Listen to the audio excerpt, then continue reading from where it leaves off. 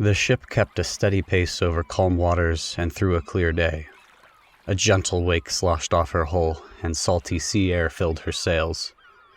Birds soared overhead, following the wooden island to her next destination, a far-off hidden port that few could find. The port would trade in the most precious of items that neither coin nor favor could purchase, and her crew could reap the highest of rewards. The sailors would be normally manning the deck, washing, watching, and shifting the sails, were it not for the speech of a single man stealing their attention.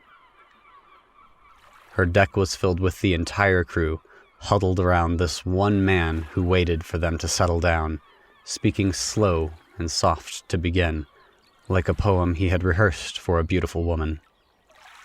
His words, however, were no poem, rather a tale heard only by a few close friends, and a few of the crew among his drunken ramblings. A tale all knew to listen to, especially if the words came from their captain. Nico, a younger lad who was but a boy, wetted a mop and sloshed it on the deck not far from the crowd. His eyes watched the murky puddles flow through the nearest scupper as he pushed them around in the heat of the day. He paused to look out over the glistening water, thinking about how he found himself on this ship. Years of mischief, several unfortunate mistakes, one too many sins.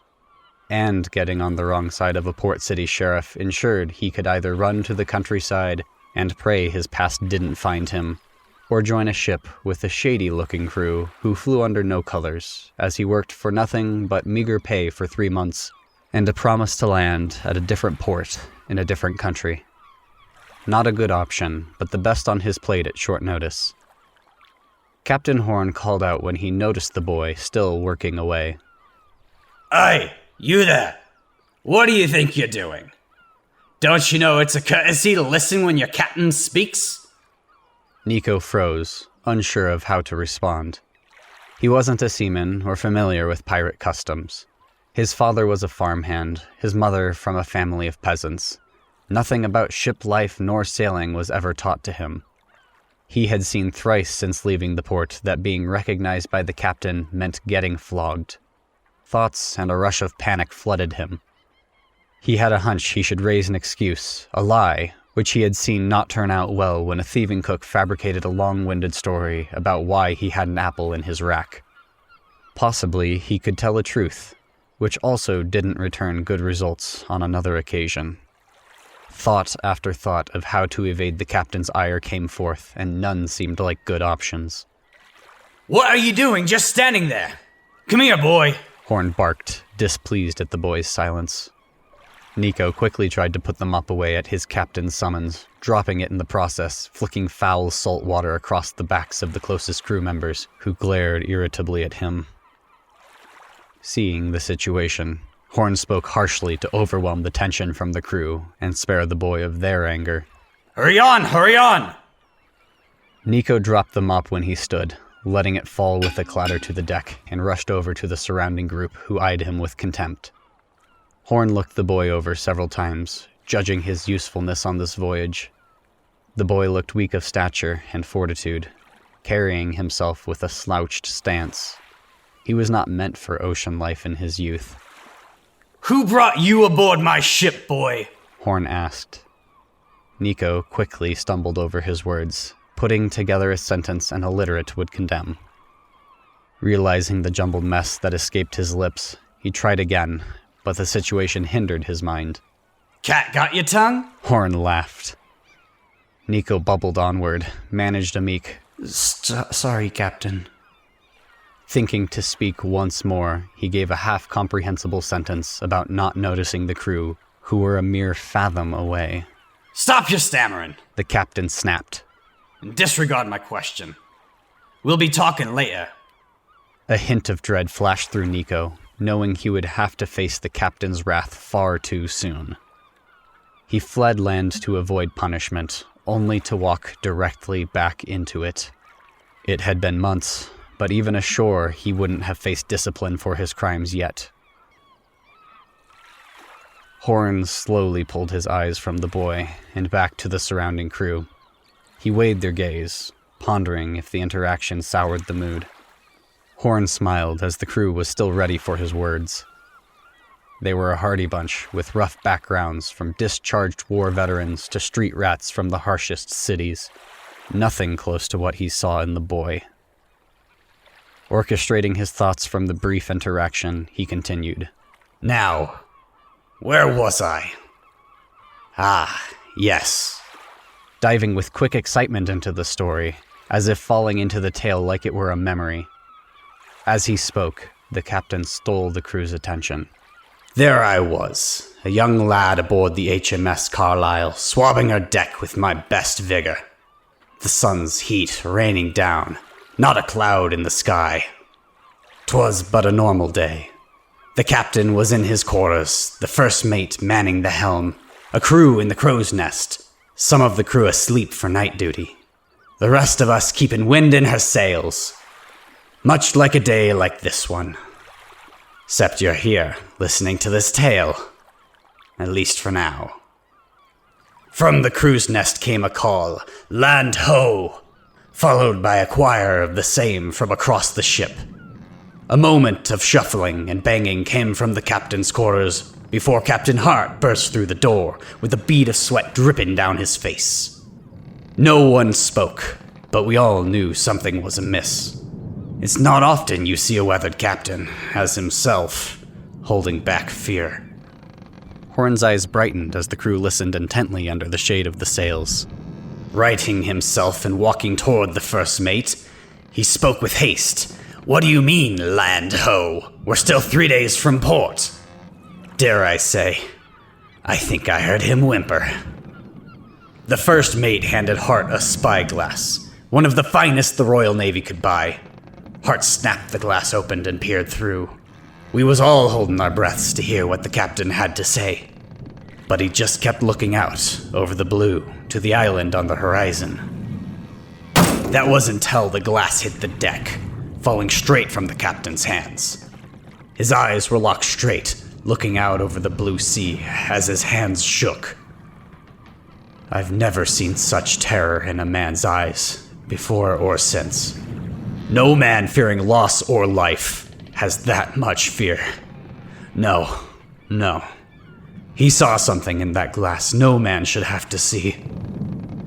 The first mate knew the look of distress, and knew that stare from all the greens he had on the ship, but never from Hart or any other adept crewman. Quick on his feet as ever, he began spouting commands to turn the ship around. He knew not what we should fear, only that we should not have been there. We snapped to, manning the sails, pulling ropes until the ship began to change direction. As the vessel slowly turned, the winds collapsed from our sails.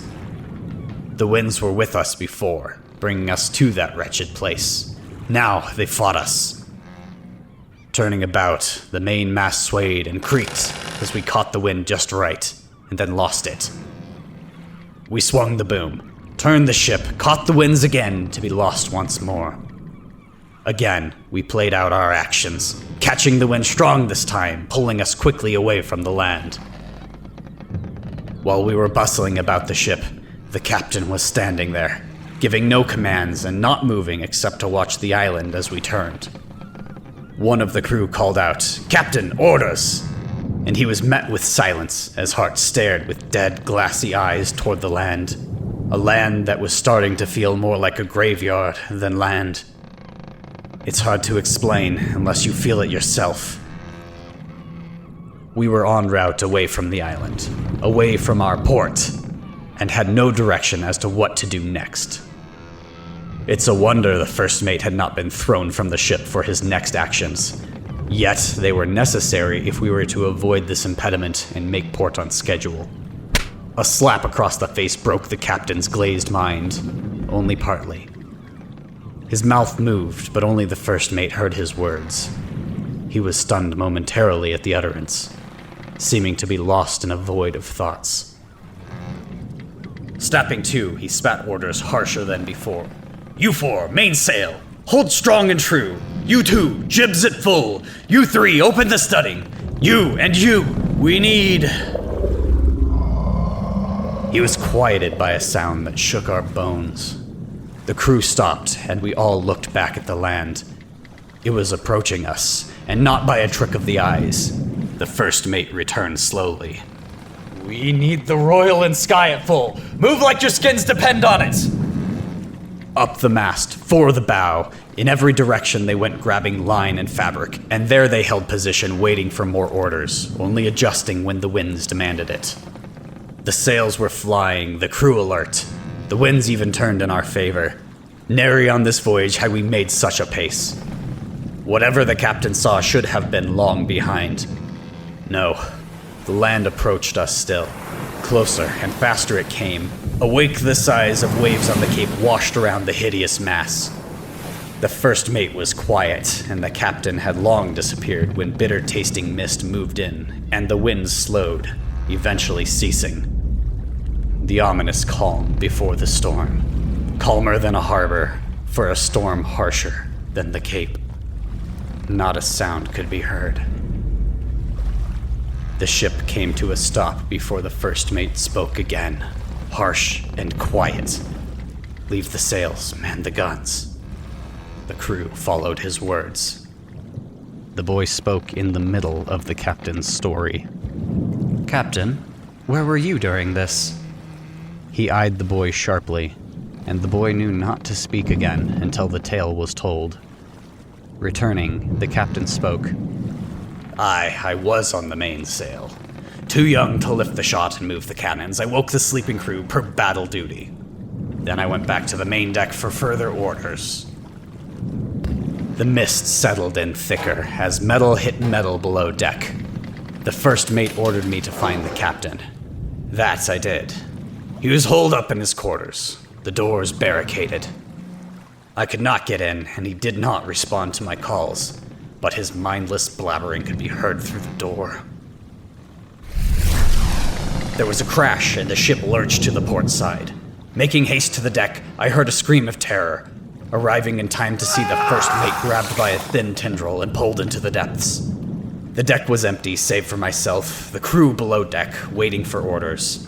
The captain holed away, and the island was pressed against the ship. The ship tilted as the island rose slowly, revealing a beast the devil himself would not curse the seas with. 1,000 eyes looked through me, and in them I saw the souls of 1,000 men taken by them, the first mate among them. Souls forced to see 1,000 ways the horrors of the sea. Souls forced to watch the creature claim more ships and more crewmen, unable to help. 10,000 mucus-covered tendrils surrounded the eyes and protruded between them. Fast and nimble, I saw how they could steal a ship of its crew before they could know better. In a mere moment, the entire on-deck must have been taken, as I could not see where they had went. It had no mouth, and I did not wait to discover how it claimed its souls. Out of fear, I shouted, "Fire!" and dozens of guns sounded. The wet, fleshy impacts were followed by a guttural groan as the ship listed back and the monstrous island of a creature fell back into the water, still protruding above the surface. I heard movement under deck as the crew reloaded the cannons.